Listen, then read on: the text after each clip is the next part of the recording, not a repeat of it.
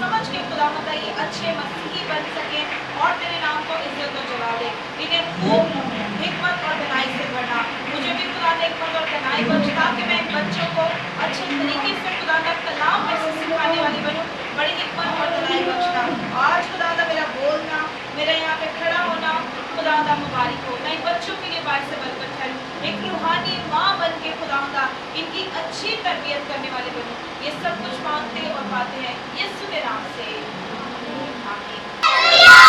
Hallelujah, hallelujah. यीशु मसीह के जलाल के लिए जोरदार तालियां बजाइए। कुव्वत है, उस कुव्वत से बजाइए जोर से।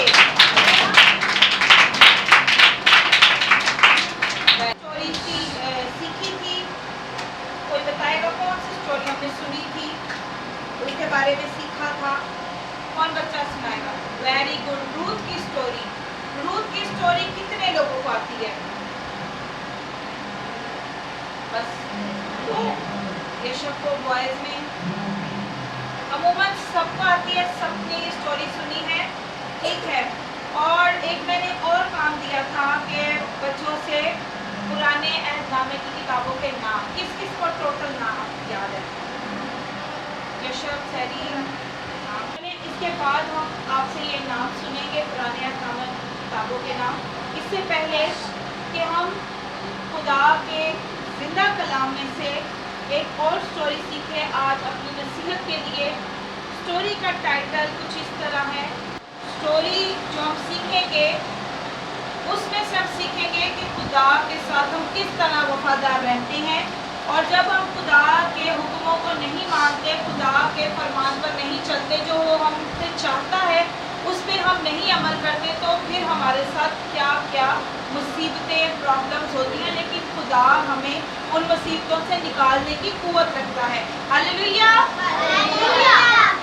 इसी तरह इन्हीं हालातों को देखते हुए बाइबल में से, पुराने अहदनामा में से, यानी कि अहदे अतीक में से हम यूना की स्टोरी को आज देखेंगे कि यूना जो मर्द खुदा था, खुदा से प्यार करता था, उसने किस तरह खुदा की नाफरमानी की और किस तरह किन किन मुसीबतों से वो गुजरा और बाद में उसके साथ क्या हुआ। इस स्टोरी को हम सुनेंगे, गौर से सुनेंगे, और फिर इसको सुन के हम दूसरों तक भी इसको डिलीवर करने वाले बनेंगे, ताकि हमारी तरह दूसरे लोग भी हिकमत के कलाम को सीखें। तो यूना कहाँ जा, लेकिन क्या वो नैनवा को चला गया? नहीं। यूना जो था नैनवा की जगह वो कहाँ चला गया? तरसीस चला गया, क्योंकि तरसीस एक ऐसा मुल्क था जहाँ पे कारोबार था, जहाँ पे काफ़ी यानी कि रुपया पैसा था। जिस तरह आज के ज़माने में कराची जो है वो बिजनेस मतलब पॉइंट है, कराची में काफ़ी यानी कि कारोबार है। तो इसी तरह वो नैनवा को छोड़कर कहाँ चला गया? तरसीस को। और जब वो किराया दे के जहाज़ पे सफ़र करने के लिए चल पड़ा, तो क्या हुआ कि जब थोड़ा सा जहाज़ गया आगे, गहरे पानी में गया, तो क्या हुआ कि तूफान आ गया। तूफान आना शुरू हो गया और लोग डर गए, घबरा गए कि एकदम अचानक तूफान आ गया। तो यूना भी डर गया जाहिर है। तो उन्होंने कहा कि ये तूफान किसके सबब से आया। तो यूना ने मतलब खामोश रहा। फिर उन्होंने क्या डाला? कुरा डाला, यानी कि पर्चियाँ डाली, कुरा डाला। कुरा जब डाला तो उसमें से किसका नाम आया? यूना का। जब यूना का नाम आया तो उसने कहा कि ये मेरे सबब से तूफान आया है, तो मुझे उठा के तुम क्या करो? समंदर में फेंक दो। इससे पहले कि उनके कश्ती में जितना सामान था उन्होंने उठा के समंदर में फेंका, ताकि कश्ती का वजन कम हो और तूफान की वजह से कश्ती जो है वो बैलेंस में रहे। लेकिन ऐसा कुछ नहीं हुआ, बल्कि और जो है तूफान की वजह से कश्ती डगमगाने लग पड़ी। तो यूना को उन्होंने उठा के, जैसे ही यूना को उठा के उन्होंने समंदर में फेंका, तो खुदा ने पहले से ही एक बहुत बड़ी मछली को तैयार किया कि वो यूना को निगल ले। और जब यूना को फेंका गया तो मछली ने अपना मुंह खोला और वो यूना उसके पेट में चला गया। और खुदा की कुदरत देखो कि मछली के अंदर रह के भी वो बच गया। खुदा चाहता था कि ये मेरे काम को करे। और क्या हुआ कि जब वो मछली के पेट में था तो 3 रात मछली के पेट में क्या हुआ, जिंदा रहा। खुदा की कैसी कुदरत है, मछली का पेट बहुत ज़्यादा, उसमें HCl गैस होती है और वो जो है फौरन से जो चीज़ मछली खाती है वो मेल्ट कर देती है अपने पेट में से। तो खुदा ने यूना को 3 दिन मछली के पेट में जिंदा रखा और यूना जो था 3 दिन जिंदा रहने के बावजूद वहाँ पे क्या कर रहा था, खुदा की शुक्रगुजारी। और जब मछली ने उसको खुदा के हुक्म के मुताबिक 3 दिन के बाद समुद्र पे उगला, तो समुद्र के खुशकी पर उगला, तो वो क्या हुआ, सफर करते करते कहाँ पहुँच गया, नैनवा को। वहाँ पे जाके फिर उसने क्या की, मुनादी करना शुरू की। उसने कहा कि नैनवा जो है कितने दिनों के बाद बर्बाद हो जाएगा, 40 दिन के बाद नैनवा क्या हो जाएगा, बर्बाद हो जाएगा। तो क्या हुआ कि जब उसने मुनादी की, लोगों ने रोज़ा, उसने कहा रोज़ा रखो, तो सबने रोज़ा रखा, शीर पाल बच्चे क्या बड़े क्या जाने का, सबने रोज़ा रखा कि नैनवा बच जाए। नैनवा को क्यों खुदा तबाह करना चाहता था, क्योंकि नैनवा में बहुत गुनाह था, हर किस्म की बदी थी जो खुदा को पसंद नहीं थी। तो खुदा ने इसीलिए नैनवा को तबाह करने, बचाने के लिए यूना को क्या किया, तैयार किया कि यूना जाके खुदा के कलाम की क्या करे, वहाँ पे खिदमत करे। और खुदा के इस प्लान को, जो खुदा चाहता था कि वो यूना को तबाह करे, तो खुदा ने उस पर ये प्लान जाहिर किया और उसने इस प्लान के मुताबिक जो है जाके नैनवा के लोगों को बताया। और फिर जब उन्होंने रोज़ा रखा तो नैनवा क्या हुआ, बर्बाद होने से, तबाह होने से बच गया। तो यूना को गुस्सा आया, यूना ने उसको गुस्सा आया तो वो कहाँ चला गया, शहर के फाटक पे चला गया, वहाँ पे जाके बैठ गया। तो जब वो बैठ गया तो क्या हुआ कि उसको गुस्सा आया कि भाई खुदा ने इसको माफ़ कर दिया, इसको तबाह नहीं किया। तो यूना शहर के फाटक पे जाके बैठ गया। तो क्या हुआ कि खुदा ने रातों रात जो है कद्दू की बेल उगाई, ठीक है। और जब वो बेल उगाई तो बेल को उगा के, तो जब यूना सोया हुआ तो एक कीड़ा आया, कीड़े ने उस बेल को क्या किया, खा गया। यूना उठा, यूना ने देखा ये क्या है, तो यूना को तपिश की वजह से, गर्माइश, तेज धूप की वजह से, लू की वजह से यूना के सर में वो धूप पड़ी। तो यूना क्या हुआ, बीमार हो गया, यूना को तब चढ़ गई। तो यूना क्या हुआ, बीमार हो गया। तो खुदा ने कहा कि यूना, तूने तो कोई मेहनत भी नहीं की इस पेड़ के लिए, तो तू इतना गजबनाक हुआ, तू नाराज़ हुआ। तो मैंने जो नैनवा के लोग हैं जो मेरे हजूर में दुआ की, जिन्होंने रोज़ा रखा, तो मैं यूँ कर इन लोगों को बर्बाद करूँगा। तो खुदा ने नैनवा को तबाह नहीं किया।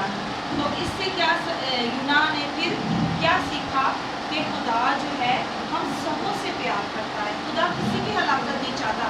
अगर हम खुदा की बात को मानते हैं, उसकी बात को मानकर उसकी तरफ रुख करते हैं, उसके हुक्मों को मान लेते हैं, उसकी तरफ आ जाते हैं, तो खुदा हमारी तमाम गलतियों को, खताओं को, नाराज़गियों को ख़त्म कर देता है।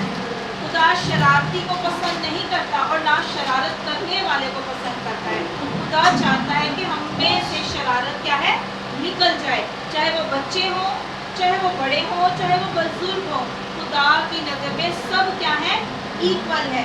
अगर हम में भी कोई बच्चा शरारती है, किसी का नुकसान चाहता है, कोई इधर की बात उधर करता है, या मतलब चुगली करता है, किसी की टांगें खींचता है, तो किसी की मतलब दरमियान में दोस्ती हो तो उसके अंदर गलत फहमियाँ पैदा करता है, तो खुदा को ये चीज़ें नहीं पसंद। पसंद है, पसंद है। खुदा को क्या पसंद है, सुलह करवाने वाला। और खुदा को कौन पसंद है, लोग? खुदा को पसंद है लड़ाई डालने वाला पसंद है? नहीं। तो अगर हमारे दरमियान में, हम में कोई ऐसी हरकतें हैं या थोड़ी बहुत ऐसी कोई बातें हैं, तो हमें उनको तरक करने की ज़रूरत है, क्योंकि कोई बच्चा, कोई इंसान परफेक्ट नहीं, लेकिन खुदा उसको परफेक्ट बनाने की कुदरत रखता है। Hallelujah, hallelujah. कितनों को कहानी समझ में आई? छोटी सी मैंने बहुत शॉर्ट कर दी स्टोरी। अभी जो हमने स्टोरी सीखी है, कितने बच्चों को स्टोरी की समझ लगी है? हाथ खड़ा करें। और कौन बच्चा यहाँ पे आके स्टोरी को शेयर करेगा? कौन बच्चा स्टोरी को सुनाएगा यूना की स्टोरी को? जैसियल हमारे दरमियान में है, तो वो कह रहा है कि मैं स्टोरी अच्छे तरीके से सुना सकता हूँ। तो जैसियल आप यहाँ पे आओ, और जो स्टोरी अभी हमने सीखी है, बच्चों को सिखाई है, उसमें से जैसियल जो शेयर करेगा। ठीक है, यहाँ पे शाबाश, खड़े हो जाओ। यूना की स्टोरी बताऊंगा। यीशु ने बोला यूना को कि तू खुदा ने बोला यूना को कि तू नैनवा के जा। यूना चला गया,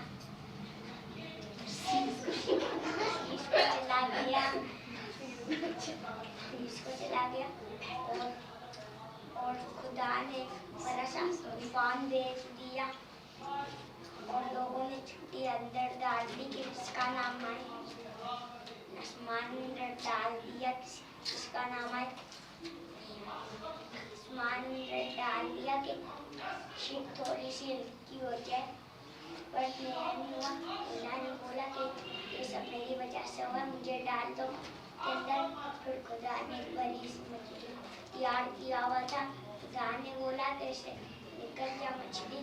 मछली में से निकल गया। 4 दिन तक, फिर 3 दिन तक। और फिर खुदा ने बोला मछली को कि यूना को छोड़ दे। फिर यूना ने जो की बात मान ली, चला कहीं को। बात हो जाएगा 3 दिन में, 40 दिन में। तो यूना ने बोला तुम रोजा रखो। यीशु ने रोजा रखा। यीशु ने लोगों ने रोजा रखा। नैनवा तबाह होने से बच गया। चलो, इतनी भी स्टोरी इसमें बहुत अच्छी बात है।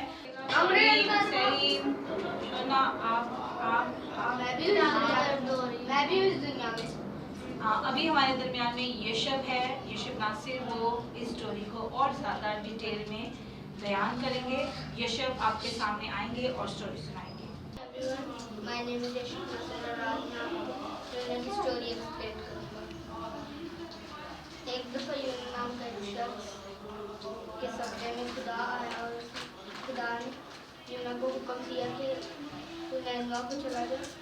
लेकिन यूना ने खुदा की बात ना मानकर वो तर्तीस को भाग गया। तो जब वो तर्तीस जहाज में सफ़र कर रहा था, तो खुदा ने बहुत बड़ा तूफान भेज दिया। तो तूफान के सबब से कश्ती का बैलेंस बिगड़ रहा था। तो सारे लोगों ने कश्ती में से भारी भारी सामान फेंक दिए ताकि कश्ती का बैलेंस ठीक हो। लेकिन इससे कोई फर्क नहीं पड़ा। तब इन लोगों ने कुरा डाला तो कुरे में से यूना का नाम आया। तो यूना ने बताया कि ये सब मेरी गलती है, आप लोग मुझे समंदर में भेज दो तो ये आपका खतरा टल जाएगा। उन लोगों ने ऐसा ही किया तो यूना को भेज दिया। जब यूना अंदर से खुदा ने पहले से ही मछली को तैयार किया हुआ था, तो और हुक्म दिया हुआ था कि यूना जैसी पानी में है उसे निकल जाए। मछली ने वैसे ही किया, निकल गई। यूना उसके अंदर 3 दिन सफर दुआ करता रहा खुदा के हुजूर। फिर क्या हुआ, मछली ने 3 दिन बाद यूना को अपने पेट से निकाल दिया। फिर यूना 3 दिन और 3 रात सफ़र करता रहा। फिर जब वो 30 को पहुँचा तो नैनवा को पहुँचा तो यूना ने मुनादी की कि खुदा 40 दिनों में नैनवा को तबाह और बर्बाद कर देगा। तो और से सुनो बेटा। तो आप लोग रोजे रखो। नैनवा के लोगों ने ऐसे किया, रोजे रखे। उसके बाद खुदा ने नैनवा को 40 दिनों में ना तबाह किया। यूना को गुस्सा आया और यूना शहर के फाटक पे जाकर बैठ गया और सो चुका था। तभी खुदा ने रात को एक बहुत बड़ी सी बेल उठा दी। तो सुबह फिर खुदा ने बहुत बड़े कीड़े को हुक्म दिया तो बेल को जाके खा ले। जैसे उसने बेल को खाया, यूना फिर उठ गया और तेज तपश बारिश की वजह से यूना को बहुत तेज बुखार हो चुका था। तो यूना ने खुदा से कहा, ए खुदा, तूने नन्हे को तो बाहर निकाला है। तो खुदा ने आगे से जवाब दिया कि उन लोगों ने तो, तूने तो नन्हा यूना, वो तो बेल की हिफाजत भी ना नाई की, नाई कुछ किया तूने, पर नन्हा के लोगों ने तो मेरा इतना सब कुछ किया, दुआ की, खुदा तूने तो कुछ नहीं किया, इसलिए मैंने उसे तबाह और बर्बाद ना किया, इसलिए वो बच चुका। ये स्टोरी किसकी स्टोरी थी? कौन मेन कैरेक्टर था इसमें? ऐसी को यूना यूना था। ठीक। अच्छा, खुदा ने किससे कलाम किया? यूना से। बेटा बोलना नहीं। बेटा हाथ खड़ा कर। यूना से। और यूना को खुदा ने जब उससे कलाम किया तो यूना को कहाँ कहा और वो कहाँ को चला गया?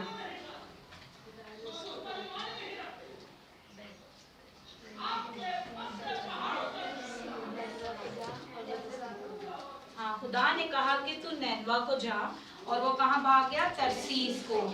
अच्छा, जब वो कश्ती पे चढ़ गया तो क्या आया? तूफान आया। और ये तूफान किसके सबब से था? यूना की वजह से था। और जब तूफान आया तो यूना ने क्या कहा? जो लोग बैठे थे कश्ती में उनको क्या कहा कि तुम क्या करो? हाँ, मुझे तुम समुद्र में फेंक दो ताकि ये तूफान थम जाए, कश्ती साकिन हो जाए और मेरी वजह से तुम लोग भी क्या हलाक ना हो बल्कि बच जाओ। अच्छा, जब यूना को कश्ती में फेंका तो यूना डूब गया, मर गया। क्या हुआ स्नेहा? क्या हुआ? हाँ, जब यूना को फेंका गया समंदर के अंदर तो खुदा ने पहले से बहुत बड़ी मछली को क्या किया? तैयार किया। मछली ने अपने मुंह को खोला तो उस मछली ने उसको क्या किया? निगल लिया। तो यूना 3 दिन 3 रात मछली के पेट में रहा। ठीक, वेरी गुड। और इसके बाद क्या हुआ कि जब यूना वहां गया, मछली के पेट से निकला, उगला गया जमीन पर, तो उसके बाद वो कितने दिन कहाँ सफर करके गया? सरीम, कितने दिन के बाद बर्बाद करना था खुदा ने? 40 दिन के बाद। तो क्या नैनवा बर्बाद हो गया? नहीं। खुदा ने क्या किया? यूना को गुस्सा आया और वो कहाँ चला गया? यूना को गुस्सा आया और कहाँ चला गया? शहर के फाटक पे। और खुदा ने रातों रात क्या एक काम किया? कौन एक्सप्लेन करेगा इसको? कद्दू की बेल उगाई। और क्या हुआ? उसके बाद क्या हुआ? खुदा ने एक कीड़े को कि भाई बड़ी खुशी की बात है, मेरे ऊपर तो कोई साया नहीं। तो क्या हुआ यूना के साथ? यूना की तबीयत खराब हो गई। तबीयत खराब हो गई क्योंकि उसके ऊपर जो साया करने वाली बेल थी वो खत्म हो गई, और शदीद धूप की वजह से, गर्मी की वजह से सर में धूप गई और यूना को क्या हो गया? क्योंकि नैनवा के लोगों ने क्या एक बड़ा काम किया खुदा को खुश करने के लिए? रोजे रखे, दुआ की और अपने अंदर जो बुराइयां थी उनको क्या किया? खत्म किया। अगर आज हम में भी ऐसी कोई ऊंच नीच है, कोई ऐसी प्रॉब्लम है, तो हमें उसको खत्म करने की जरूरत है ना। हमें दुआ भी करनी है और छोटा सा रोजा भी रखना है। ठीक है, 1 घंटे का 2 घंटे का रोजा रखा करें अपनी रूहानी तरबियत के लिए। ठीक है, आधा घंटा रोजा होता है। ठीक है, और कौन कौन बच्चा दुआ करता है घर पे अपने? दुआ आज के बाद जितने बच्चे हैं सब अपनी फैमिली को लेके बैठेंगे, दुआ करेंगे, प्रस्तिश करेंगे। ठीक है, और क्या करेंगे? कलाम पढ़ के जो आप सीखते हो संडे स्कूल में, वो अपने घर वालों को सुनाओ ताकि आपके घर वाले भी इस कलाम से क्या करें? बरकत को हासिल करें और उनको पता चले कि भाई उनके बच्चे संडे स्कूल में क्या सीखते हैं, खुदा के कलाम को। सो हम अपने सर को झुकाएंगे, आंखों को बंद करेंगे, आखिरी दुआ करेंगे। सब सर झुक जाए, सब आंखें बंद हो जाए। खुदावंदा तेरा शुक्र, तेरी तारीफ, तेरी तमजीद करते हैं इस सारे सेशन के लिए जो हमने खुदावंदा इन बच्चों में तेरे कलाम को पहुंचाया। इन्होंने तेरे कलाम की, तेरे मुंह की बातों को सुना।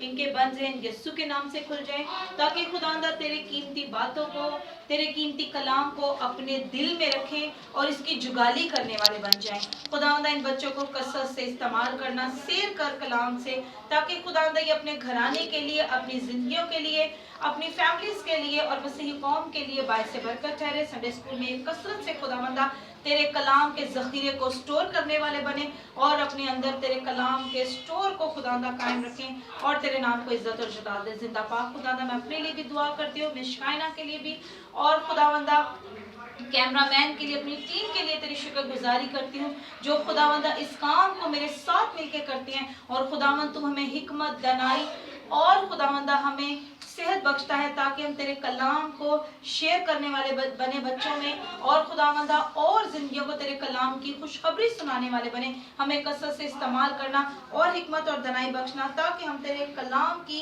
कीमती बातों को इन बच्चों में संडे स्कूल के जरिए खुदावंदा ट्रांसफर करने वाले बने। हमें खुदावंदा हमारी खिदमत में दयानिदारी बख्श, वफादारी बख्श, ताकि खुदावंदा हम तेरे कलाम के अच्छे खुदावंदा गवाह और सिपाही बन के चले। ये उठाई ऑफरिंग के लिए तुझसे बरकत को चाहते हैं। जिन हाथों ने खुदावंदा तेरे आगे बढ़ाया है, तेरे हजूर में खुदावंदा अपने हाथ बढ़ाए हैं, लौटाया है, खुदावंदा इनको खूब दे, खूब सरफराज कर, ताकि खुदावंदा ये और ज्यादा खुदावंदा सरफराजी को हासिल करें। जो नहीं दे सके उनको भी खुदावंदा देने की कुदरत बख्श, ताकि खुदावंदा ये हाथ तुझ में खुदावंदा सलामत और बायस बरकत ठहरे। ये सब कुछ मांगते और पाते हैं यीशु के नाम से। खुदावंद ने सिखाया।